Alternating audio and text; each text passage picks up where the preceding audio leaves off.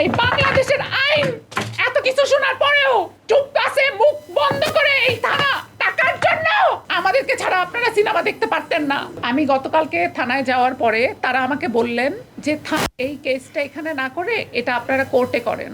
আমি বললাম যে উনি তো 300 ফিটের, ওনার তো খিলক্ষেত টানা পড়ে, আমি কোর্টে কেন যাব ভাই?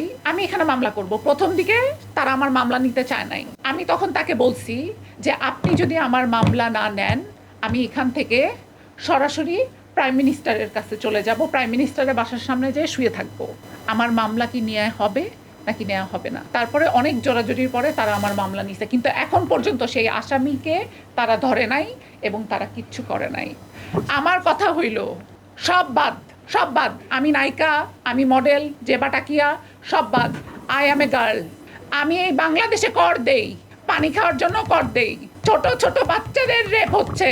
আমি এই দেশকে সার্ভ করি, আমি আপনাদেরকে এন্টারটেইন করি। আমাদেরকে ছাড়া আপনারা সিনেমা দেখতে পারতেন না। এতগুলো ছেলে জার্নালিস্টের মধ্যে 2টা মেয়ে আসছে, আজকে যদি ওই মেয়েটার হাত বাঁধে, পা বাঁধে, লাথির উপরে লাথি মারে, এই মেয়েটা কোথায় যাবে? বিচার কার কাছে? স্বরাষ্ট্র মন্ত্রণালয় কেন এখনো কথা বলতেছে না? মাননীয় প্রধানমন্ত্রীকে বলতে চাই, আপনার মেয়ে তো আমার বয়সের, একবার আপনি জাইমা রহমানকে আমার জায়গায় চিন্তা করে দেখেন। আই অ্যাম এ গার্ল, বিচারটা কোথায়? ঢাকা ইউনিভার্সিটিতে একটা জেন্ডার সাবজেক্ট ছিল, সেই জেন্ডার সাবজেক্টটাকে বন্ধ করে দেওয়া হয়েছে। কেন বন্ধ করে দেওয়া হয়েছে? যাতে ছেলে মেয়েদের পড়াশোনাটা না হয় ওখানে, যাতে ছেলেদের যা ইচ্ছা তাই করতে পারে। এই হুজুর আমাকে বলে কি ও নাকি বছরে 5 বার, আমাকে বলছে বছরে 5 বার হজ করছে। আমি ওখানে যখন আমাকে মেরে ফাটাই ফেল এটা দিব, আমি বললাম আমি খাচ্ছি, আমি 2 সিপে কি, আমি 1 সিপে খেয়ে ফেলছি, পুরাটা 1 সিপে খেয়ে ফেলছি। আমি খেয়ে ফেলার পরে সে বললো এখন ইমনরে ডাক।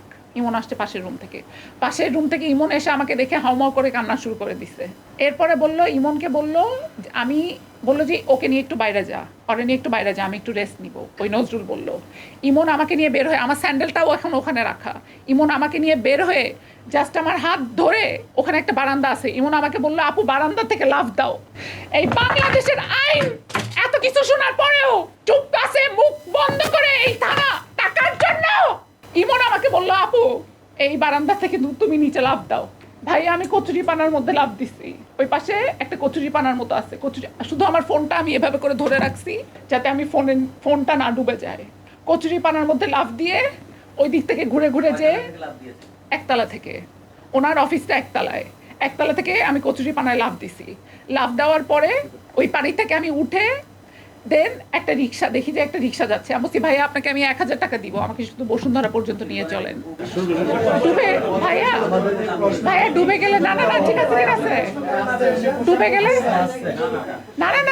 না ঠিক আছে ডুবে গেলে মরে যেতাম।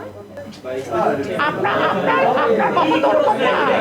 সে প্রত্যেকটা থানাকে কিনে রাখে এবং সে বলছে তারেক রহমান তার পায়ের কাছে এসে বসে থাকে। বলছে হাসিনা চলে গেছে, সবাইরে ধরছে, আমাদের ধরতে পারছে, তারেক রহমান এসে আমার কাছে বসে থাকে। সামিয়াকে ওই কি শোভা বলতেছে ডিজিএফআই প্রত্যেকদিন আমাদের কাছ থেকে এসে বান্ডিল টাকা নিয়ে যায়। কোন ডিজিএফআই তারা? এটা আপনারা খুঁজে বের করেন। বাংলাদেশের আইন কোথায়? এক সরকারের পতন হইছে এইসবের কারণে, নতুন সরকার আসছে, অনেক আশা ভরসা নতুন সরকারের উপরে আমাদের। আমি তারেক রহমানকে মন থেকে পছন্দ করি, উনি ভালো কাজ করে, ওনার মেয়ে আমার বয়সের, ওনারা বিভিন্ন ভালো কাজের সাথে জড়িত থাকে, আমরা সবাই মন থেকে তাকে অ্যাকসেপ্ট করেছি। কিন্তু আমি তাকে বলতে চাই আপনি আপনার স্বরাষ্ট্র মন্ত্রণালয়কে বলেন এটার কঠোর বিচার করতে। এটার কঠোর বিচার যদি না হয় আমি সুইসাইড করব এবং আমার সুইসাইডের জন্য কারা কারা দায়ী থাকবে আমি সেটা নোট করে রেখে দেবো।